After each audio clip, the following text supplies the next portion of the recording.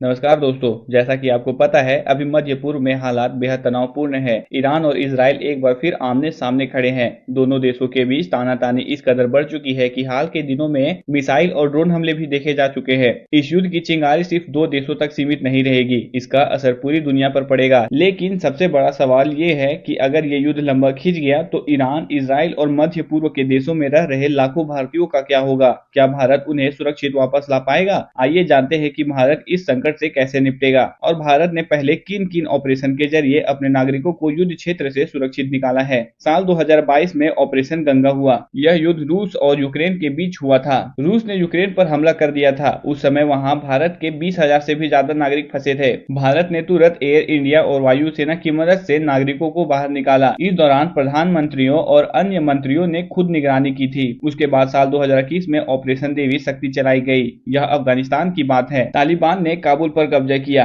तालिबान की वापसी से अफगानिस्तान में खतरा बढ़ गया था। उस समय अफगानिस्तान में फंसे भारतीय नागरिक और अन्य अफगानी हिंदू सिखों को एयरलिफ्ट किया गया। ये थे कुछ ऑपरेशन जो भारत ने अपने नागरिकों को बाहर लाने के लिए चलाए थे। अगर ईरान और इजराइल के बीच युद्ध लंबा चलता है तो भारत सरकार एक step by step rescue operation चलाएगी। सबसे पहले भारतीय दूतावास एक्टिव होगा। हर देश में भारत का एक दूतावास होता है। दूतावास मतलब इंडियन एम्बेसी। अगर ईरान और इजराइल का युद्ध खतरनाक रूप लेता है तो दूतावास सबसे पहले फंसे हुए भारतीयों से संपर्क करेगा। हेल्पलाइन नंबर, ईमेल और फोन और सोशल मीडिया पर जानकारी दी जाएगी और लोगों से कहा जाएगा कि वो एक फॉर्म भरे या ऑनलाइन रजिस्ट्रेशन करे, जिससे पता चलेगा कि कौन कहां फंसा है। इसके लिए भारत सरकार एक ऑनलाइन पोर्टल या गूगल फॉर्म जारी करती है। फंसे हुए नागरिक उसमें अपनी जानकारी भेजते हैं, जैसे नाम, पासपोर्ट नंबर, लोकेशन, मेडिकल जरूरतें आदि। इससे सरकार को पता चलता है कि कितने लोग फंसे हैं और किन इलाकों में हैं। उसके बाद लोगों को युद्ध वाले इलाकों से निकाला जाता है और पास के सेफ जोन या एम्बेसी सेंटर में लाया जाता है। वहां खाना, पानी, मेडिकल सहायता दी जाती है। बड़ी गाड़ियां, बसें या छोटी गाड़ियां भेजकर लोगों को इकट्ठा किया जाता है। अगर एयरपोर्ट सुरक्षित है तो भारत एयर इंडिया, इंडिगो या वायुसेना की फ्लाइट भेजता है और एयरलिफ्ट करके लोगों को निकाला जाता है। और अगर समुद्री रास्ता ज्यादा सुरक्षित है तो भारत नेवी के जहाज जैसे INS जलसावा, INS सुमित्रा भेजता है और इन्हें समुद्र के रास्ते पास के देश में लाया जाता है। भारत में हेल्प और देखभाल में एयरपोर्ट पर मेडिकल चेकअप, खाने पीने की सुविधा और ट्रैवल सपोर्ट मिलता है। अगर कोई घायल या बीमार हो तो उन्हें अस्पताल ले जाया जाता है और अगर इस दौरान पासपोर्ट खो जाता है तो इमरजेंसी सर्टिफिकेट बनता है। बच्चों, महिलाओं और बुजुर्गों को प्रायोरिटी दी जाती है और सोशल मीडिया और परिवारों से संपर्क बनाए रखा जाता है। भारत का हर नागरिक चाहे कहीं भी फंसा हो, सरकार उसे बचाने के लिए हर संभव कोशिश करती है। पहले भी भारत ने युद्ध क्षेत्र, भूकंप, आतंकवाद और महामारी जैसे हालातों से हजारों लोगों को सुरक्षित घर पहुंचाया है और अगर आगे भी ईरान और इजराइल का युद्ध बढ़ा तो भारत सबसे तेज, सुरक्षित और स्मार्ट रेस्क्यू ऑपरेशन चलाएगा। तो यह थी पूरी जानकारी। अगर आपको हमारा वीडियो इंटरेस्टिंग और इन्फॉर्मेटिव लगा हो तो हमारे चैनल को सब्सक्राइब करें। धन्यवाद।